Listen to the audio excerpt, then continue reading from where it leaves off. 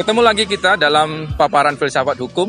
Kali ini saya ingin melanjutkan pembahasan tentang di mana posisi dari filsafat hukum sebagai cabang dari disiplin hukum secara umum. Jadi dalam disiplin hukum ada 3 cabang utama. Yang paling mendasar itu ada yang disebut dengan ilmu hukum dogmatik. Jadi ilmu hukum dogmatik atau dogmatika hukum adalah satu cabang yang bersinggungan dengan hukum positif. Pada area yang paling abstrak, ada satu area yang bersinergi dengan filsafat yang disebut dengan filsafat hukum. Tetapi dalam perkembangan kemudian, orang berpendapat bahwa dogmatika hukum atau ilmu hukum dogmatik itu terlalu konkret, sementara filsafat hukum terlalu abstrak. Sehingga akhirnya diambil satu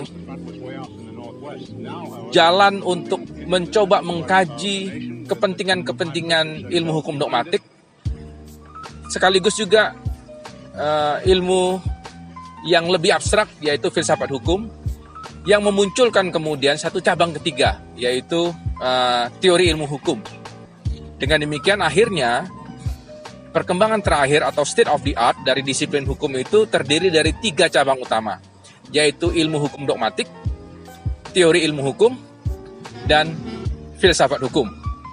Nah, kalau kita perhatikan dari ketiga cabang ini semuanya dipelajari sebetulnya di pendidikan tinggi hukum.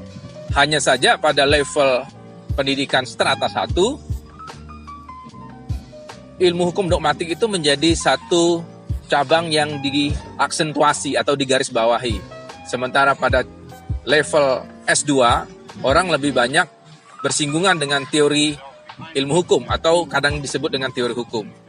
Nah, pada level S3 itu harusnya pembelajaran tentang hukum sudah harus masuk kepada level yang filosofis, yaitu memperkuat dimensi filsafat hukumnya.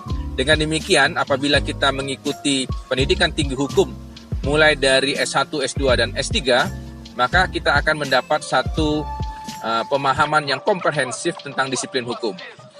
Dengan demikian, ada pembedaan sebetulnya antara belajar ilmu hukum yang dogmatik dengan belajar disiplin hukum. Disiplin hukum itu lebih luas daripada ilmu hukum dogmatik. Nah, saudara, apabila kita lihat dari masing-masing cabang dari disiplin hukum itu, apa saja yang menjadi titik fokus perhatian mereka, maka kita bisa mengatakan bahwa ilmu hukum dogmatik itu lebih cenderung untuk memahami makna-makna hukum secara objektif. Jadi misalnya dalam hukum positif, ada satu pasal yang dibahas, maka bagaimana menginterpretasikan secara tepat pasal itu, terutama dari kacamata hukum positif, itu menjadi perhatian yang sangat diutamakan dalam pembelajaran ilmu hukum dogmatik. Maka orang mengatakan ilmu hukum dogmatik itu adalah ilmu hukum positif. Sementara pada kajian tentang teori hukum, titik fokusnya ada pada pemahaman tentang teori-teori hukum. Dengan demikian bukan lagi hukum positif yang menjadi dasar dari kajian, tetapi doktrin-doktrin yang disampaikan oleh para ahli. Misalnya, kalau kita ingin mempelajari hukum positif, di dalam doktrin kita wajib untuk mengetahui teori jenjang yang disampaikan oleh Hans Kelsen dan Hans Nawiaski, itu salah satu contohnya. Atau kalau kita ingin mempelajari tentang badan hukum misalnya, kita tidak cukup hanya melihat undang-undang di Indonesia seperti apa badan hukum itu, tapi kita harus masuk kepada teori-teori tentang badan hukum, misalnya teori tentang organisme. Nah, bagaimana dengan filsafat hukum? Filsafat hukum mengambil fokus perhatiannya pada refleksi tentang hukum. Paling tidak ada 2 aspek penting dalam pembelajaran filsafat hukum itu, yaitu mencari legitimasi hukum dan bagaimana muatan hukum itu terkait dengan keadilan misalnya. Jadi 2 sisi penting itu tentang materi muatan hukum, tentang apakah keadilan itu tercantum di dalam hukum, dan bagaimana legitimasi atau keberlakuan hukum itu menjadi perhatian dari filsafat hukum.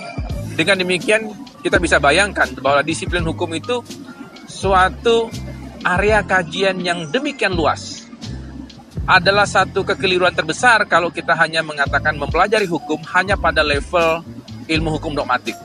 Kita harus mempelajari hukum lebih komprehensif sampai kepada dimensi yang reflektif kritis, yaitu mempelajari hukum sampai ke dimensi yang paling normatif. Ya, yang dimaksud dengan normatif tidak hanya dinormakan oleh penguasa dalam bentuk hukum positif, tapi sampai juga kepada dimensi prapositif, yaitu ketika hukum itu sebelum dinyatakan berlaku oleh penguasa, sebenarnya dia sudah berlaku dalam tataran nilai-nilai yang ada di dalam alam pikir manusia yang rasional. Demikian kajian kita kali ini, dan kita berharap dapat bertemu kembali dalam topik yang berikutnya tentang filsafat hukum. Sampai ketemu.